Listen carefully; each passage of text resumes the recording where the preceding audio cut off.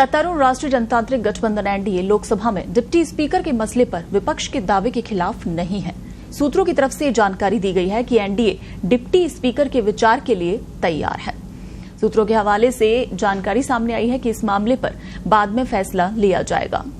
NDA ने इस पद पर विपक्ष के दावे को खारिज नहीं किया है। हालांकि विपक्ष की तरफ से उसके उम्मीदवार के लिए इस पद की मांग करने पर आलोचना की है। स्पीकर के चुनाव के दौरान ऐसी पूर्व शर्त पर कोई विचार नहीं किया जा सकता। पिछली लोकसभा के दौरान कोई डिप्टी स्पीकर नहीं था।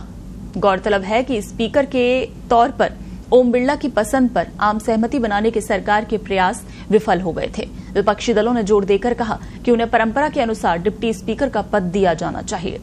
एनडीए की माने तो विपक्ष की मांग पर तब विचार किया जा सकता है जब डिप्टी स्पीकर के लिए चुनाव होगा, लेकिन इसमें कोई पूर्व शर्त नहीं होनी चाहिए।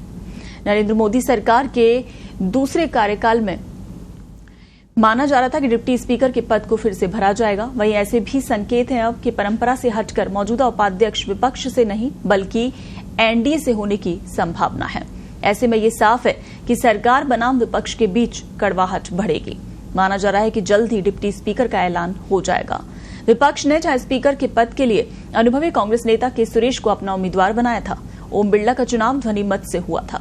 हालांकि पहले कई सरकारों ने विपक्ष को डिप्टी स्पीकर के तौर पर अपना उम्मीदवार रखने की अनुमति दी है। वहीं बीजेपी की माने तो हमेशा ऐसा नहीं होता है। कांग्रेस ने दावा किया है कि मान्यता प्राप्त विपक्षी दल के रूप में पिछली 2 लोकसभाओं के दौरान उसे ये दर्जा नहीं मिला था, इसलिए अब उसके सदस्य को निचले सदन में ये पद मिलना चाहिए। 3 बार के बीजेपी सांसद रहे ओम बिरला बुधवार को दूसरी बार लोकसभा अध्यक्ष चुने गए। ओम बिरला जब स्पीकर की कुर्सी पर बैठे तो उनके चेहरे पर मुस्कान थी और इस मौके पर प्रधानमंत्री मोदी, विपक्ष के नेता राहुल गांधी, संसदीय कार्य मंत्री किरण रिजिजू भी मौजूद थे और उन्होंने ओम बिरला को कुर्सी तक पहुंचाया। तो ये पहली बार नहीं था कि स्पीकर के पद के लिए मतदान हुआ।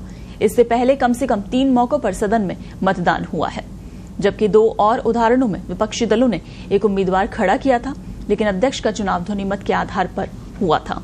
और अब डिप्टी स्पीकर को लेकर भी एनडीए ने कहीं न कहीं बड़ा इशारा दे दिया है, लेकिन किसी भी शर्त को मानने से साफ इनकार किया है।